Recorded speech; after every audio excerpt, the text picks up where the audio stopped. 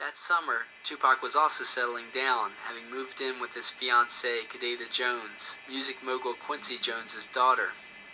Jones said she and Tupac planned on having a baby, and Tupac had largely given up smoking and drinking at that time. At the end of August, Tupac signaled his exit from death row when he fired his death row attorney, Dave Kenner. 9 days later, Tupac had planned to attend the Mike Tyson boxing title match in Las Vegas.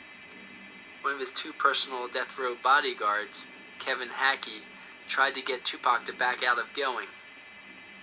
Hackey later revealed that he was working undercover for the FBI at that time, but apparently turned on the FBI in telling Tupac not to go to Las Vegas. Hackey encouraged Tupac to move near his activist mentors in Atlanta. For that, death row fired Hackey. Hackey said that soon after, the FBI set him up on a gun possession charge and imprisoned him for months. Tupac attended the Vegas Tyson fight and headed for a post-fight concert in Knight's car. This is the last picture of Tupac, taken minutes before his death. Death row security chief Reggie Wright made the unusual move of keeping guards out of their car, taking guns away from the guards, and giving Tupac's other personal bodyguard a mobile phone without a battery. Gunmen did a fatal drive-by shooting on Tupac. Despite over 13 bullets fired in Knight's direction, not one directly hit him. Kevin Hackey said he had documents to prove that FBI and ATF agents were in Tupac's motorcade and watched his murder. As Tupac lay dying in the hospital, Knight reportedly sent cases of guns to blood gangs and said the Crips shot Tupac. Many fatal shootings amongst the gangs ended the peace truce until activists spread the word that the Crips likely didn't shoot Tupac. Tupac died at the age of 25. The night of the next Mike Tyson fight, somebody fatally shot Yafu Fula in the head. Fula, seen here, was Tupac's backup singer as part of the Outlaws. He was also Bronx Black Panther founder Sekou Odinga's son, and had told Las Vegas police he thought he could identify Tupac's murderer. Vegas police had told the media that there was no forthcoming witnesses.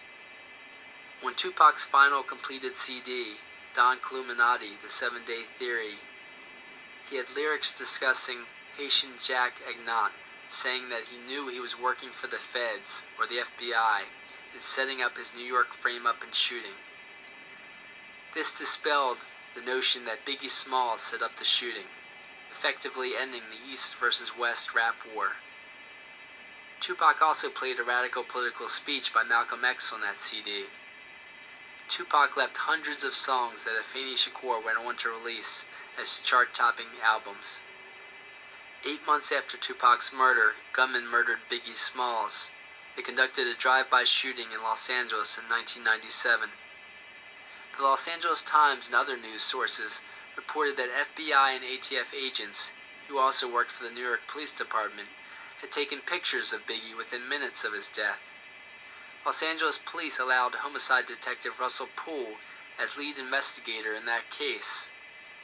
Detective Poole found overwhelming evidence that his fellow police officers and death row records murdered Biggie. He said that they did this to cover up their murder of Tupac by making it look to be part of the East versus West rap war. Following rapper Dr. Dre, who left Death Row Records a year earlier, rap star Snoop Dogg left Death Row and started meeting with Sean Puffy Combs to quell the rap war. Death Row guards attacked him and Suge Knight threatened his life. Knight further defied the judge's ruling and kept many of Tupac's recordings from Afeni Shakur. One of a few successful actions against U.S. intelligence came in 1997, when Geronimo Pratt's legal team won his freedom after 27 years of imprisonment. A judge declared that the government had falsely imprisoned Geronimo Pratt, who had changed his name to Geronimo Gijaga. The government offered several $1 million to settle a lawsuit by Geronimo's legal team that included years of legal research help by Afeni and Mutulu Shakur. Police foul play against rappers continued nationwide. Mainstream media reports ended up finding that New York and Los Angeles rap units trained police units nationwide in using FBI counterintelligence program tactics versus rappers. The FBI and ATF, the Bureau of Alcohol, Tobacco, and Firearms, became directly involved in targeting New York rap group Wu-Tang Clan, according to a Village Voice article.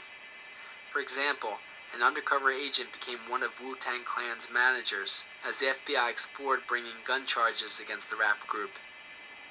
Undercover police also attempted to murder Wu-Tang Clan lead singer ODB, while ODB's brother had the group working with top Brooklyn activist Sonny Carson. The Miami Herald and other mainstream news sources eventually reported that New York and Los Angeles police departments had special rap units. The New York and LA units trained police units in cities nationwide.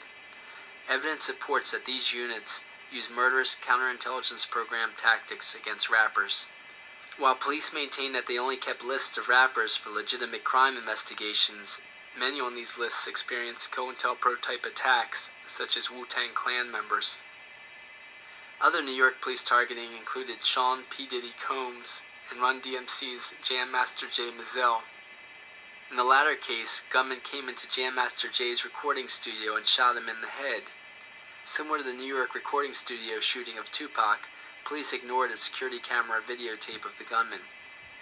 As they would regarding other murders of rappers, police stated that the murder may have been due to the East versus West rap war.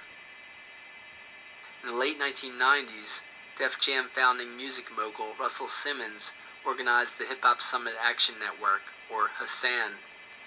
He appointed Sean P. Diddy Combs and other top rap industry figures, along with professors and politicians, to the Hassan Board of Directors. Hassan also came out with a 12-point political platform, not too dissimilar from the Black Panther Party's 10-point platform. Combs, a lead aide to Simmons on the project, came under attack after this project started. A gunman shot at him in a club, and New York prosecutors reportedly spent the most money ever to unsuccessfully attempt to convict him of a gun possession charge. Many on Simmons' Def Jam and Combs' Bad Boy rap labels also came under attack. For example, evidence supported that media and U.S. intelligence manufactured more fake rap feuds. Undercover agents are the top suspects in then carrying out shootings that have occurred around those rappers. Police have arrested them for frivolous charges related to these incidents.